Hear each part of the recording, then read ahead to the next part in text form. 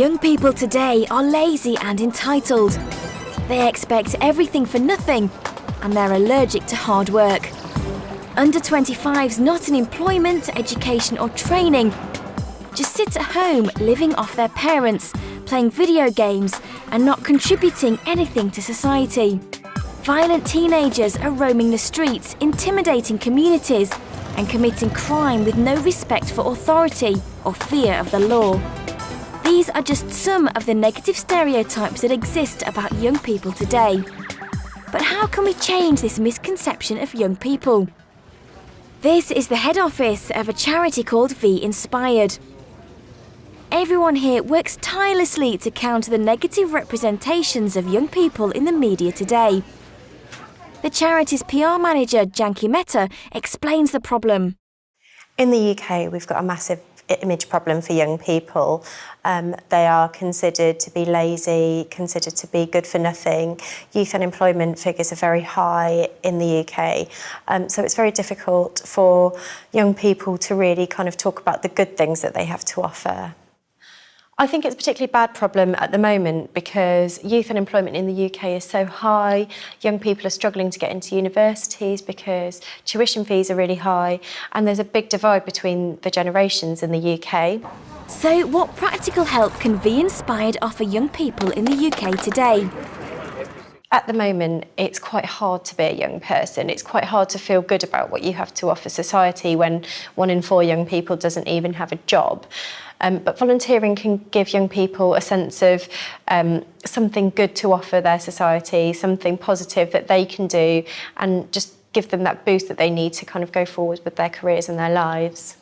We run a website called vinspired.com, and it's an online marketplace for young people to link up with volunteering opportunities in charities all over the country. At the moment we have 2,500 charities registered on that website, and 145,000 young people use that website to find opportunities and also to log their volunteering hours so that they have a great record of all the time and effort they've put into their volunteering work. You only have to go to V Inspired's website or their YouTube channel to see some of the amazing work that is being done by young volunteers around the UK today. From individual carers to youth groups fighting to improve their local communities, the stories are numerous and inspiring. Everyone at V Inspired knows that there are thousands of young people in the UK who do amazing work every day. But how do they get the message out?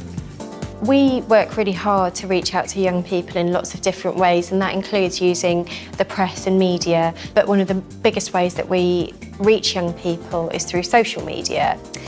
Every year we run the V Inspired National Awards, which is the country's biggest celebration of young volunteers. We have some young people who spend hours and hours every single week doing wonderful things for their communities, but they just don't get heard about. So the V Inspired National Awards are about celebrating those young people and making sure that their efforts get recognised.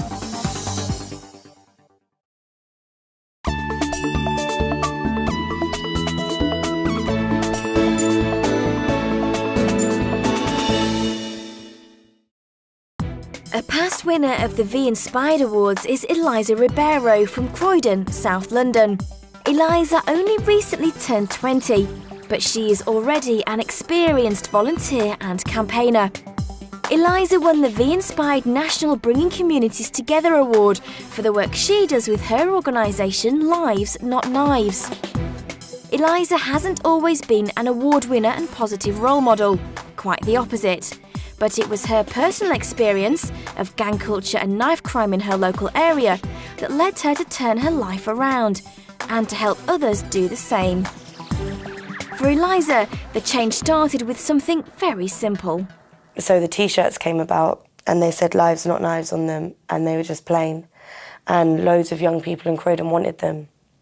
So my mum invested in some t-shirts, and with the money we raised, we held a party and got everyone to sign a petition saying youth can have fun without violence, just to send to the local press to prove that not all young people were negative.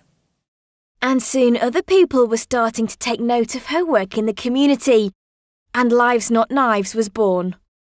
Our main objective was to work in primary schools, talking to young people between of 9 to 11 about the dangers of getting involved in knife crime and gang culture and what can happen if you do. We started working in about 6 to 10 primary schools and now work in over 65.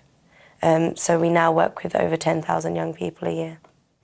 Of course, Eliza didn't do it all on her own. Many people have helped her. My mum helped set up Lives Not Knives with me and has been the main kind of drive for Lives Not Knives. Then since I was 16 and working with Channel 4, that gave us a lot of media coverage and helped us train the mentors. Then we won a Princess Diana Award and then a Philip Lawrence Award and a Be Inspired Award. And that's given us huge media coverage, and as their national awards, it's been really helpful. But the main support has been the local community that have volunteered their time in helping us. And then again, my mum and my grandma, who give a lot of their time to do work with Lives Not Knives.